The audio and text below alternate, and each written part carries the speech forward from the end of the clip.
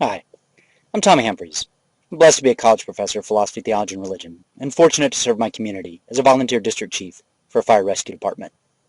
I'd like to address a few observations that bleed over between my teaching in the academic classroom and my work with the fire service and emergency response. In particular, I'd like to introduce the concept of trigger points as a way to help prepare for emergencies in the academic environment so that you can think of your syllabus like a volunteer fire chief. When we're working in an environment that is immediately or potentially hazardous to life, we do two things to help protect us. First, we have pre-plans. Second, we have specialized gear and training. One method we use in pre-planning is based on the trigger and fallback principle. We define a trigger point or situation, and then an automatic follow-up response. We're there to fight fire. We know ahead of time what will trigger a change in our attack. For example, in structural firefighting, we always fight as a team. We make entry into a building and we're trying to knock down a fire. One of our pre-planned trigger points is the low alarm bell for our air packs. If the low alarm bell rings for any member of a team, this triggers a response for the entire team to exit the structure. This is so common that it's more or less a procedure, a protocol that has become second nature. A less common trigger and fallback is when someone recognizes that conditions are worsening. Maybe the roof shows signs of collapsing. This triggers an all call to exit the structure.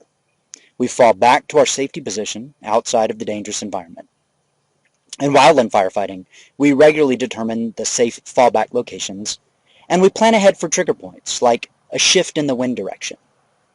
Everyone knows the plan. It's a simple if, then kind of statement.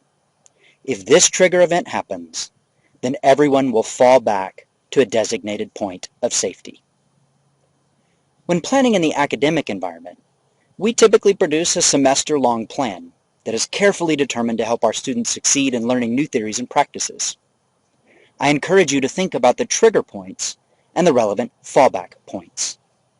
Now, we often do this already. We anticipate makeup exams for situations like a student having an unexpected illness or being absent from class to compete as an athlete. Now seems to be an appropriate time to think about new triggers and new fallbacks. When the direction of the wind changes, which way will your syllabus go?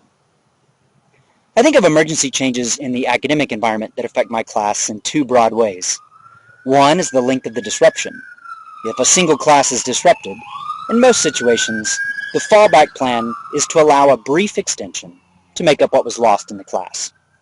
A single seminar might be made up with a short paper, reflecting on what the student would have contributed and what she thinks I would have said. A lecture can be turned into a video to watch from a safe place.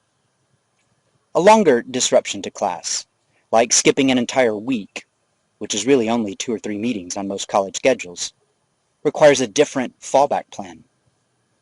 I consider whether I can extend the semester to get back the lost time, or whether I will need to rearrange the syllabus entirely when we resume classes. Another way that I think of the disruption is by considering what particular learning event is altered. Fallback plans for missing an exam are different from fallback plans for missing a seminar session. What will trigger a change in your teaching? The success of keeping your team safe and effective in an emergency depends in large part on the clear communication from leadership. As you think about trigger points and fallback positions, perhaps you can add some of those basic contingency plans into your syllabus. Happy planning.